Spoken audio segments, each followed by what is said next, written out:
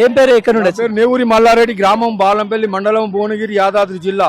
ఈ మాజీ మావోయిస్టులో గుర్తింపు లేదు, గౌరవం లేదు కాబట్టి ఈ సందర్భంగా మంజీరా గెస్ట్ హౌస్ పెట్టడం వల్ల కేసీఆర్ ఇక్కడికి ఎందుకు మార్చిండో రేవంత్ రెడ్డి అర్థమైతలేదు. ఒకప్పుడు రాజశేఖర రెడ్డి ఉన్నప్పుడు మంజీరా గెస్ట్ హౌస్ లో నక్సలైట్లతో చర్చలు జరిపారు మావోయిస్టులతోటి.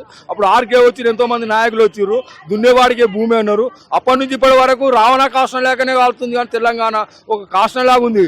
కేసీఆర్ వచ్చి ఏమేలుగా పెట్టిండు, తెలంగాణను బందికానగా మార్చిండు. బాకీల తెలంగాణ, బొందగడ్ల తెలంగాణ, అప్పుల తెలంగాణ, పొక్కల తెలంగాణ. కవిత ఉన్నది, కవితను ఏం చేసి తీసుకుపోయి తయారు జైలు ఎందుకు పెట్టారు? తప్పు చేయలేదా? తప్పు చేయకపోతే ఇన్ని రోజులు జైలు ఎందుకున్నది? ఆయనతో పాటు కేజ్రీవాల్ కూడా ముఖ్యమంత్రి జైల్లో ఉన్నాడు కదా.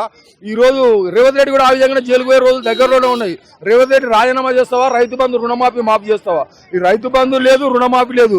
రేవంత్ రెడ్డి తోటి ఏ సమస్య పరిష్కారం కాదు కాబట్టి ఇక్కడ మీరు వచ్చిన సమస్య ఏంది? మీరు వచ్చి ఇక్కడ ఏ సమస్య మీద వచ్చారు? నా భూముల సమస్యల పరిష్కారం కోసం వచ్చినాము.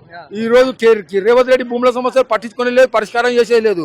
రైతు బంధు కేసీఆర్ ఏ విధంగా పెట్టిండో ధరని ఆ విధంగా దాన్నే ఫాలో అవుతుండు రేవంత్ రెడ్డి. కాబట్టి రాజీనామా కేసీఆర్ ఏ విధంగా దించిరో, ఏ విధంగా దంచిరో ప్రజలు రేవంత్ రెడ్డిని కూడా ఆ విధంగానే దంచి ఆ విధంగానే దించే పరిస్థితులు దగ్గరలోనే ఉన్నాయని రేవంత్ రెడ్డి గుర్తుపెట్టుకోవాలి. ప్రజా దర్బార్కి వస్తే దాడులు చేపిస్తారు రేవంత్ రెడ్డి.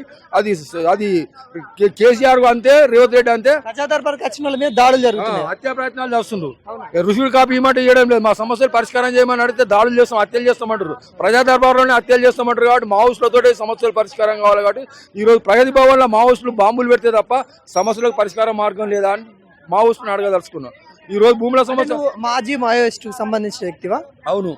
ఈ మాజీ మావోయిస్టులకు వెన్నుపోటు కొడుతున్నారు. రాజశేఖర రెడ్డి వెన్నుపోటు కొడిచి రాలిపోయిండు. కేసీఆర్ ఆ విధంగానే వెన్నుపోటు కొడిచిండు. రేవంత్ రెడ్డి ఆ విధంగానే వెన్నుపోటు కొడిచిండు. ఎవరిది? మాకు 20 ఎకరాల భూమి ఉన్నది. ఈ రోజు లొంగిపోయిన నక్సలైట్ పుచ్చగాళ్ళ లెక్క చూస్తున్నారు. లొంగిపోయేదాకానే కాళ్ళు పట్టుకున్నారు, లొంగిపోయిన తర్వాత రాళ్లు పట్టుకున్నారు. ఈ రోజు హత్యా ప్రయత్నాలు చేస్తున్నారు. పోలీసు రాజ్యానికి సమాధి కట్టాలి, ప్రజాస్వామ్యానికి పునాది చేయాలని ప్రజలకు ఈ సందర్భంగా పిలుపునిస్తున్న మీడియా దృష్టికి తీసుకొస్తున్నారు.